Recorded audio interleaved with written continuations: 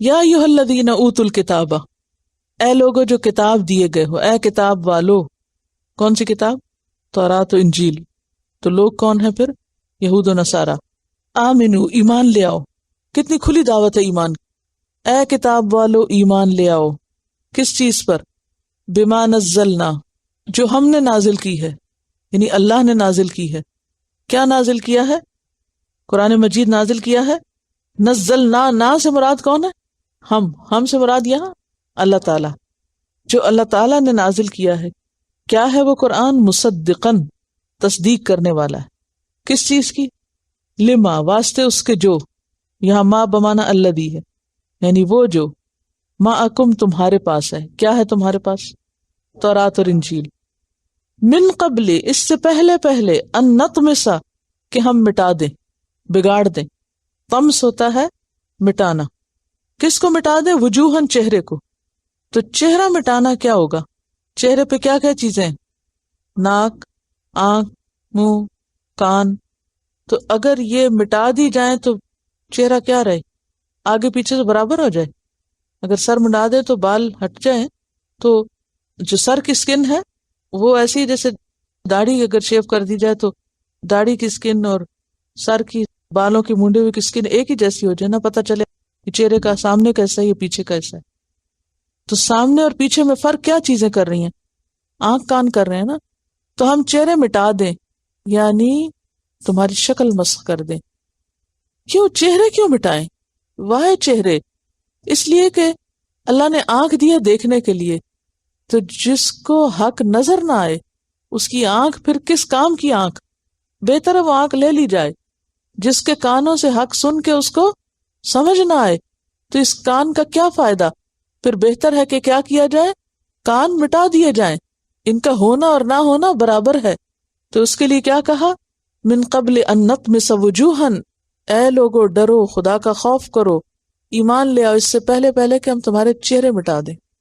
اچھا، اب ایک تو ہے حصی طور پر چہرے مٹانا کہ واقعی کسی کی ناک آنکھ کان نہ رہے اور پلین ہو جائے سب کچھ، اور دوسرا ہے مانوی طور پر. مانوی طور پر کا کیا مطلب ہے؟ کہ ویسے تو آنکھ کان ہوں لیکن کچھ سمجھ نہ آئے، ان کو سمجھنے کی توفیق چن جائے. کیونکہ جب بے حسی اپنی آخری حد کو پہنچتی ہے تو وہ کیا بن جاتی ہے؟ گویا کہ آپ کے پاس کان اور آنکھ ہے ہی کوئی نہیں، گویا آپ سن ہی نہیں رہے، گویا آپ دیکھ ہی نہیں رہے.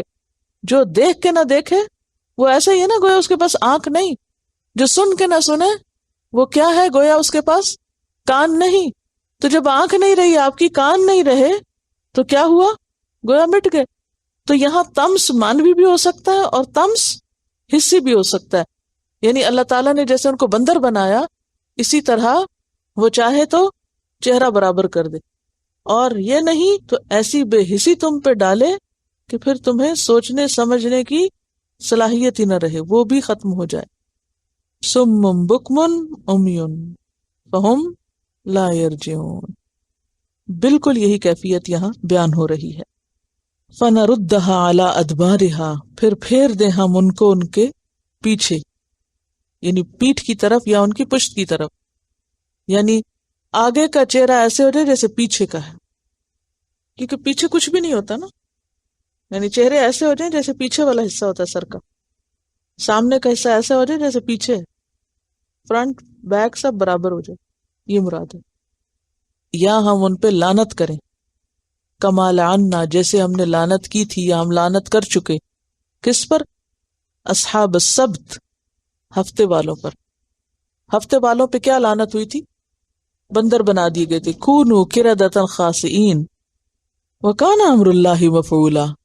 اور اللہ کے لیے کام کچھ مشکل نہیں کہ واقعی فزیکلی کسی کے چہرے کو ایسا کر دے، اور ہے حکم اللہ کا، ہو چکا، مفعول جو کام کیا جا چکا، یعنی اللہ کا یہ فیصلہ پورا ہو کے رہے گا. اب علماء نے اس میں غور و غوص کیا کہ کیا یہ حکم پورا ہو چکا ہے یا ہوگا. بعض یہ کہتے ہیں کہ مانوی طور پر تو ہو چکا ہے، لیکن حصی طور پر اللہ کی دھمکی باقی ہے قیامت کے دن تک، کہ ایسا ہو سکتا ہے کہ لٹرلی فزیکلی بھی، جس طرح پہلے مسخ ہوا نا، کیونکہ اللہ تعالیٰ فرماتے جیسے ہم نے اصحاب سبت کے ساتھ کیا تھا ان کے چہرے بدلے تھے. کیسے؟ ان کے چہرے کیسے بدلے تھے؟ جیسے ان کے چہرے بندر کی شکل میں بدل گئے تھے، ایسے ہی ان کے چہرے مٹا کے رکھ دیے جائیں گے. یعنی فزیکلی ایسا ہوگا، یعنی دھمکی ہے. اور اللہ نے فیصلہ کر لیا، اللہ فیصلہ کر چکا. کان امر اللہ مفعولا. اگر تو مانوی اعتبار سے ہے تو مطلب یہ کہ وہ دیکھیں گے بھی تو کچھ حق نہیں پہچانیں گے، سنیں گے بھی تو کچھ نہیں سمجھیں گے. انتہا درجے کی بے حسی کی طرف اشارہ ہے کہ ان سے سوچنے سمجھنے کی، حق کو قبول کرنے کی صلاحیت پوری طرح چھن جائے گی. کبھی آپ کے ذہن میں بھی سوال اٹھتا ہوگا نا کہ کیا چیز ہے اتنی کھلی کھلی نشانیوں کے ہوتے ہوئے لوگوں کو نظر کچھ نہیں آتا، اندھے بہرے بن گئے. جب انسان اللہ کے ساتھ سچا نہیں ہوتا تو اللہ تعالیٰ اس کے اندر توفیق ہدایت چھین لیتا ہے، اور اس کو یہاں طمس سے تشبیہ دی جا رہی. ہو سکتا ہے کہ قیامت سے پہلے پہلے کسی وقت پریکٹیکلی یہ ہو بھی، دوبارہ اسی طرح ہو جائے جیسے سبت والوں کے ساتھ ہوا تھا.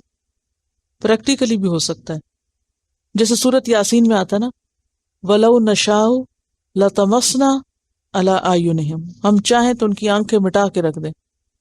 یعنی اتنی سخت دھمکی ہے یہ، اتنی سخت دھمکی کہ لوگوں ہوش میں آؤ، ایمان لے آؤ، مان جاؤ کہ جو پیغمبر کو دیا یہ سچ ہے، ورنہ تمہاری خیر نہیں، تمہارے چہرے بگاڑ کے رکھ دیے جائیں گے.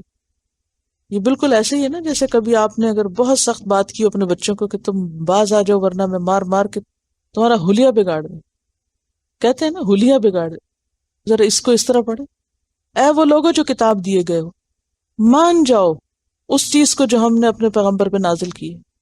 آمنوا بما نزلنا، اور کیوں نہیں مانتے، اس میں کیا مشکل ہے، مصدقا لما معکم، مان جاؤ ورنہ کیا ہوگا، تمہارا حلیہ بگاڑ کے رکھ دیں گے.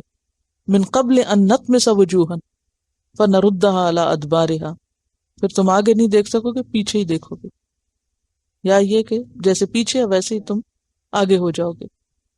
او نلعنہم کما لعنا اصحاب السبت، اور یہ تو پہلے ہو چکا اصحاب السبت کے ساتھ، ویسا ہی دوبارہ ہو سکتا ہے. وکان امر اللہ مفعولا، اور اللہ تعالیٰ کا فیصلہ ہو چکا ہے کہ جو ایسا کرے گا اس کے ساتھ ہوگا.